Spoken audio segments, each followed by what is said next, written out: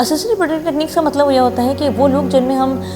को कोई कॉज नहीं मिल रही और वो मेडिकल ट्रीटमेंट से भी ट्रीट नहीं हो रहे, या जिसमें कोई कॉज है, जिस तरह ट्यूब डैमेज है या एंड्रोमेट्रोसिस हैं, जिसमें अंदर के स्ट्रक्चर्स इतने अच्छे नहीं हैं कि वो खुद से ही प्रेगनेंसी कर पाएँ, उसमें हम हेल्प करते हैं कपल को प्रेग्नेंट होने में। इसमें सबसे पहले आता है IUI, जिसको हम कहते हैं इंट्रायूटेराइन इंसेमिनेशन।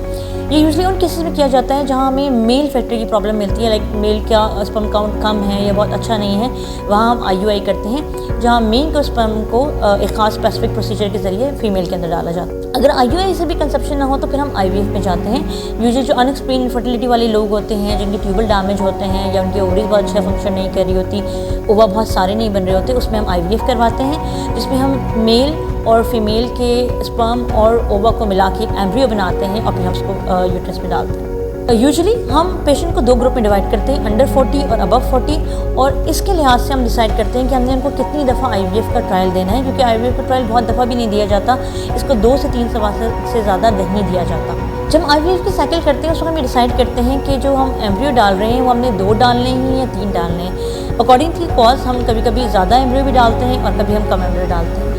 IVF की साइकिल में ऑफकोर्स कंसेप्शन रेट ज़्यादा होता है क्योंकि हम एम्ब्रियो बनाते हैं, मगर इसमें फेलियर के रेट भी ज़्यादा होते हैं। बहुत दफ़ा लोगों को कन्फ्यूजन होती है कि IVF करवाया इसलिए जाता है क्योंकि उनके पास ट्विन्स एंड ट्रिपलेट्स हो। होता ही है बेसिकली क्योंकि हम IVF की साइकिल्स को रिस्ट्रिक्ट कर रहे हैं 2 से 3 साइकिल्स से, इसलिए हम यूजुअली एक एम्ब्रियो के बजाय ज़्यादा एम्ब्रियो डालते हैं। समझें 2 या 3 एम्ब्रियो हम डाल लेते हैं ताकि अगर 2 एम्ब्रियो मिसकैरी हो जाए तो हमारे पास 1 एम्ब्रियो बचे। तो इसका कोई भी फेट हो सकता है कि वो तीनों एम्ब्रियो सर्वाइव कर जाए और आपके ट्रिपलेट हो जाए, 2 सर्वाइव कर जाए, ट्विन हो जाए, 1 सर्वाइव कर जाए आपकी सिंगल प्रेगनेंसी, और ये भी हो सकता है कि आपकी साइकिल फेल हो जाए और मिसकैरेज हो जाए। सो जब हम IVF करते हैं तो हम पेशेंट को बताते हैं कि एक प्रोसीजर जिसमें डॉक्टर का काम सिर्फ असिस्ट करना है और बाकी ऑफकोर्स ज़ाहिर बात है अल्लाह की मर्ज़ी है कि प्रेगनेंसी ठहरे या नहीं। अगर आपको मज़ीद अपनी किसी क्वेरी के बारे में बात करना हो तो आप हमसे वीडियो कंसल्टेशन कर सकते हैं, यहाँ पे क्लिनिक पर विज़िट कर सकते हैं।